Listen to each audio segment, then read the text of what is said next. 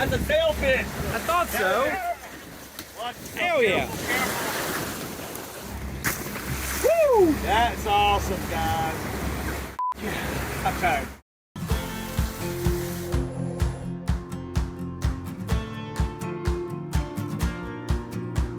Hi, I'm Robbie Delaney. My wife Caroline and I started Muddy River back in 2011 with 35 bottles a day and a still named Freedom built in my parents' backyard. Year by year, we steadily grew the company into 6,000 square feet, our second location, taking our 30 bottles a day production to 1,300 bottles a day production. This is our first 4-year barrel done. We've outgrown our space in Belmont, so now we're moving the entire production upriver, up the Catawba, up Dutchman's Creek. Our new home will be the Mount Holly Cotton Mill, where we're doing a full historic restoration. Nah, I'm making donuts. Prefer donuts. Right now we just do the tours and tastings, but we're moving to Mount Holly in April. Going from 6,000 square feet to 20,000 square feet, we'll not only manufacture, bottle, and package our rum, we'll also have a full-service cocktail bar with a restaurant, private event spaces, a venue for concerts, shows, and festivals. Follow along as we transform this property from mill to still.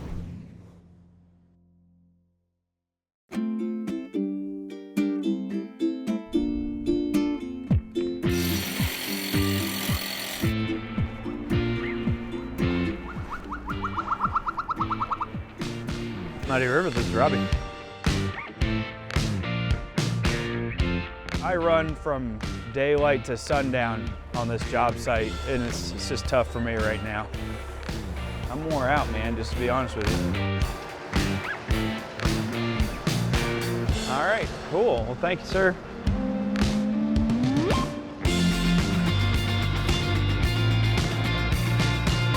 Glad to be back. I took 2 days off.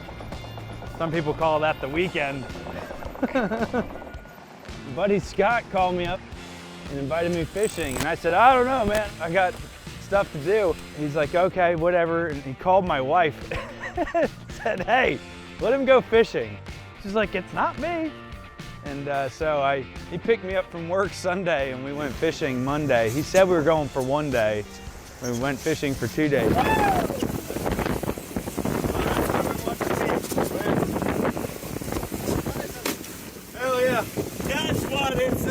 Hell yeah! We caught a sailfish, wahoo, king mackerel, blackfin tuna, and some other, like a false albacore and some tuna and stuff. Yeah, it was exciting.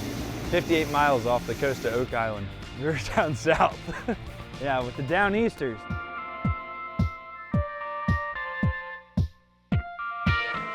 I used to work for rehab builders way back in the day. And I quit doing construction because 2008 housing crisis. I was lucky to keep a job, but I was just working and traveling, and I didn't even live anywhere. I lived out of a suitcase working for rehab, and I learned a lot about historic rehabilitation there. And I actually went to East Carolina and majored in construction. Actually had a GC license through rehab. Like, I sat for the test and carried an unlimited license. Yeah, rehab is the GC on this. I'm their foreman. So I was an assistant superintendent and a superintendent, and my job was to go to a town and then take an old building like this, and I usually would turn them into apartments.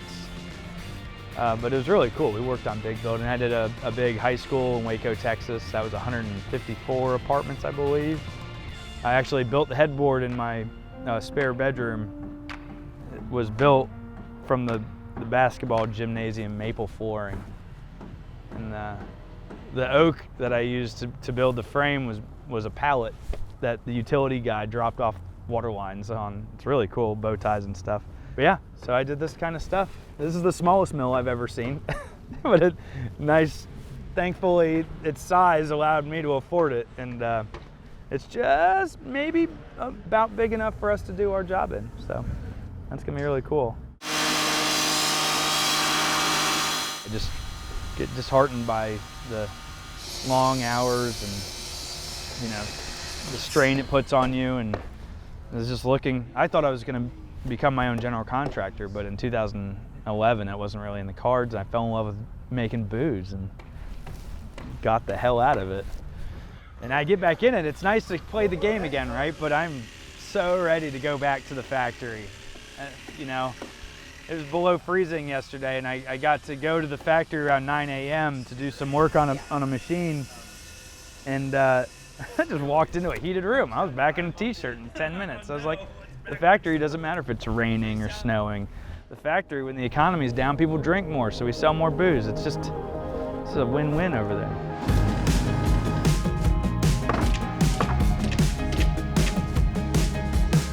So here we're building the loading dock. So we'll have concrete all down the side here. We'll have handicap parking right here, and this loading dock will come out to where Miguel's doing the frame. So this is what we call a stem wall, and there's a footing down there. So the stem wall comes up and holds the front of the loading dock. Right here it's at grade level, so you can drive the forklift right into the yard, and then it's gonna start sloping down about right here. It's gonna slope down to 36 inches. So right here at the stem wall, you can pull your pickup truck up. At 36 inches, that's pretty much the average height for like a box truck or a pickup truck to back right up. And that way you can unload with a pallet jack or a forklift. Well, probably not a pallet jack. It won't be like exactly, right? If your truck's loaded, it's gonna be lower. But yeah, so this is the loading dock, and you can see here that they formed in a square. Now, where that square is, there's gonna be what we call a dock leveler. The way this works is you pull a chain in this dock leveler, and this big 6-foot by 8-foot platform comes up into the air, and a plate comes out, swings out, and it's all like spring loaded, and then it sets down on the tractor trailer. And then we can drive the forklift right up in there and do what we need to do. Floor drains and a dock leveler were non-negotiable, had to happen in this facility items. And it about killed us to get both, but we got them. So you can drive up in here and you can see we had to pour concrete around these giant boulders. We chewed on this one with a quickie saw for like an hour one day and didn't get an inch. This is black granite and it is tough as nails. It's tougher than nails. This is Miguel right here. Miguel, what's your company?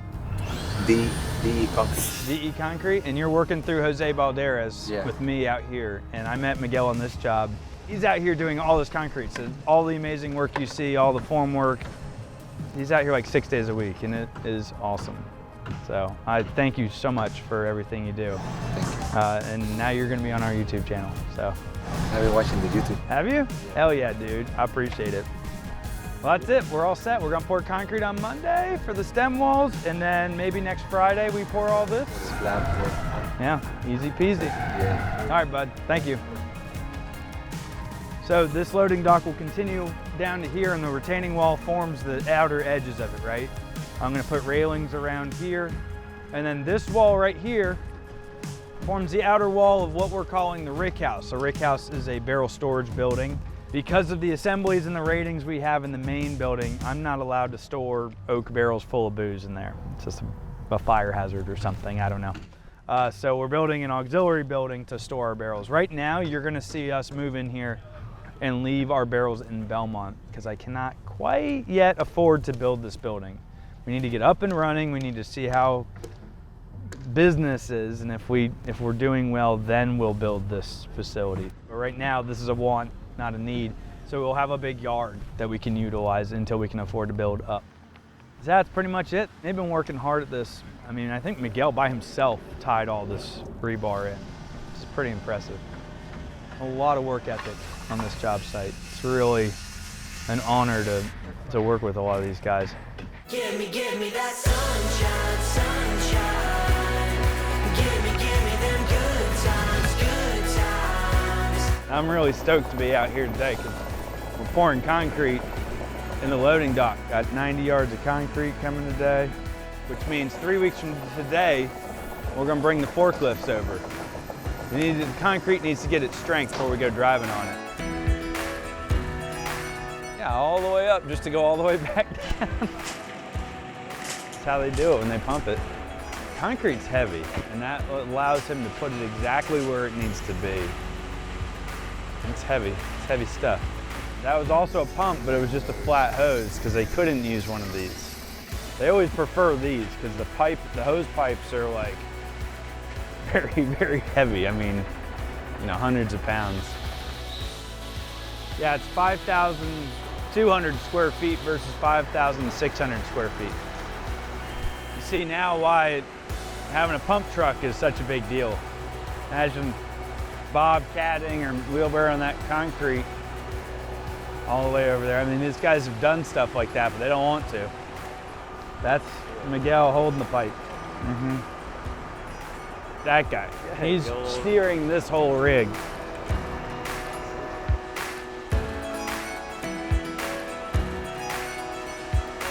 But what's cool is this, we don't have a yard now. So if you look at the distillery and the space we operate in, we have 6,100 square feet inside.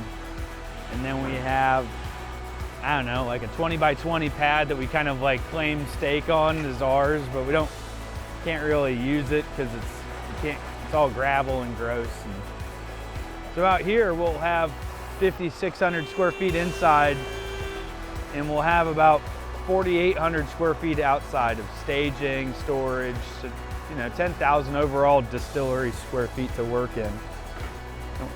Past that, we shouldn't be accumulating in the yard.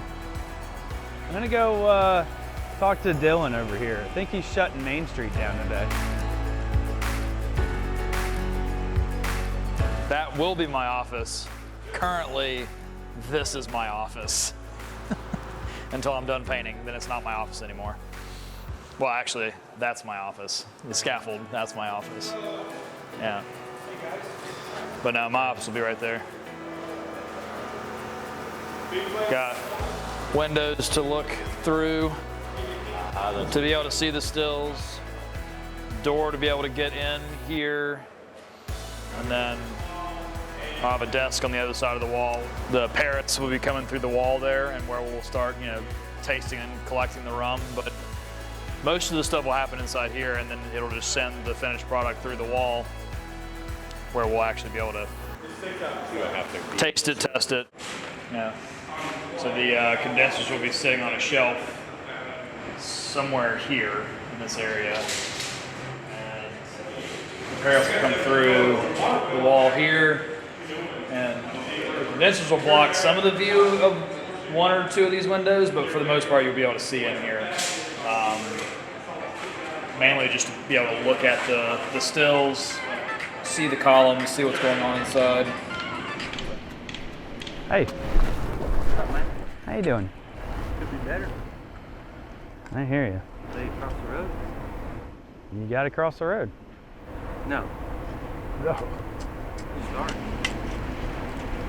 You running into stuff? Trying to find everything is here. You worried about something being right there?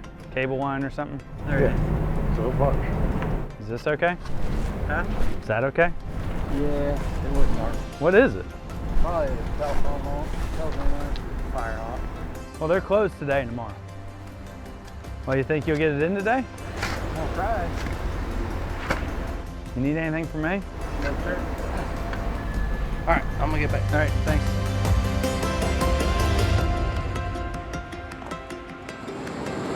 Yeah, I want to like watch this for a minute before I go inside for the rest of the day. Just to see like, this is crazy. I mean, I get it. Like, how else are you gonna, you know, send the concrete all the way into the corner over there? You want to have to like, you know, normally they just like have the thing coming out of the truck, but it can't possibly extend that far. And I'm gonna be able to drive my forklift everywhere. Do donuts in the parking lot? Yeah. I prefer to do donuts in front of the barrel stacks because it's more dangerous. Front of the barrel. Crazy how one of these trucks full of concrete doesn't really get that far. You know, when you're pouring, however, it's like a foot thick or whatever. Yeah, they get like a little patch poured and it beeps and they're done with that truck and they got to switch trucks. It's like, that's all that's in there? You got this dude playing video games over here. Yep. Well, he's playing with his RC truck. Yeah. What's up, nerds? Hi. Well, we're doing the concretes. What is that? Oh, that's It's the pump. So the truck backs into the pump and then. See, I wasn't here the last time they did this. I didn't realize this was how they did the That's not how we did it inside. Oh, okay. No, that was a pipe. Truck just came in right now. The exact with it, where they pour it or something. That's just easier. Go watch.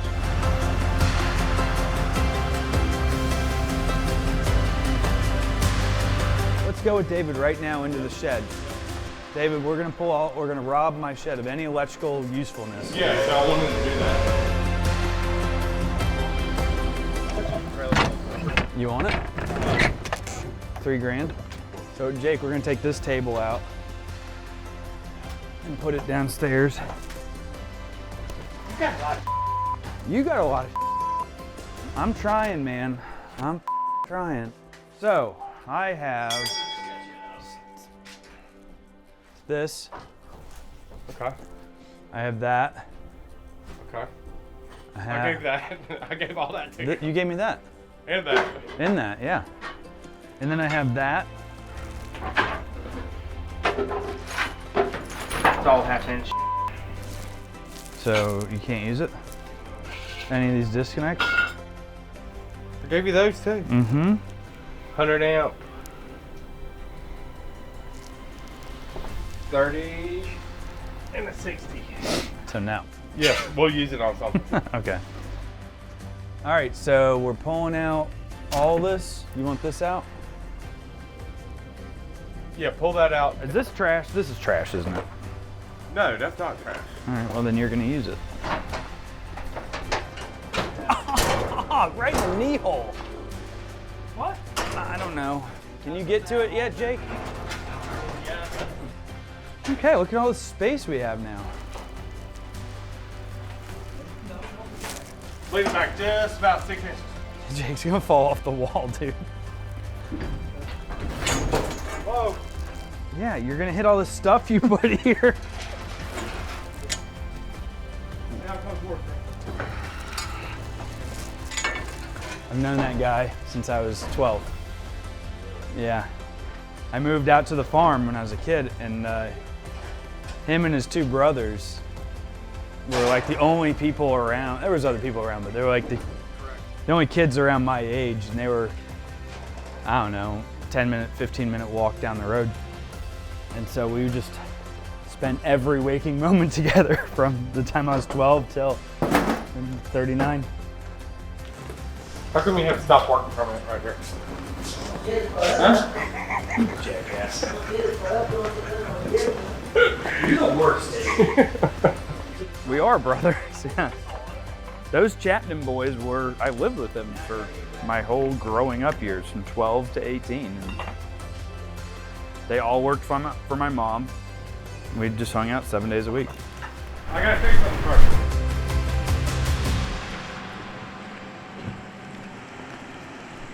What a Monday. All right, this cabinet right. Wait, where are you going? Stop it. You son of a bitch. Son of a bitch, just, I hate you and hate. God, the worst, David. Freaking crazy. Nuts, man. So you see he's got a chain on that and he twists the pipe. So when it goes this way, it's angled towards us. And when he pulls it back, he twists it and angles it back. My ground wire's gone. Huh? My ground wire's gone. Is it cut? Cause you know the ground wire. You know I see it. where? Don't hold it back. I see the one over there. The one over there. Where's the one over here? They had a zip tie on there. Well, can I just run another ground wire, tie them together? No, they're both separately going to the ground window. One of my ground wires is missing. Is it too late to dig it out? Where would he have to dig? Right next to that pipe. Sure? Oh, I know for a fact.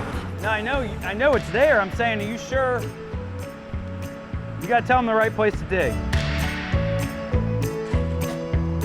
It's your choice, so remember that. Do all the things you want, do all the things you want. Just go and try, make it last. Do anything you want, do everything you want to do.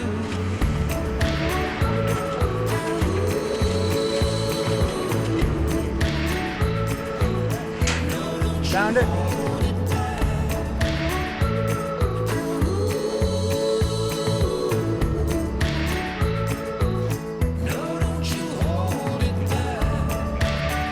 I'm surprised you found it, honestly. I'm glad I saw that. All right, they got the wires taken care of. Thank you for catching that.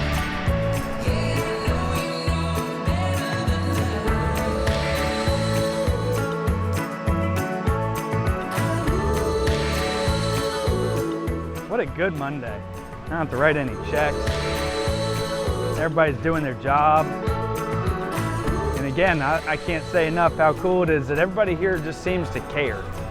You know, they want to do a good job and they want to do it right, and that's not normal.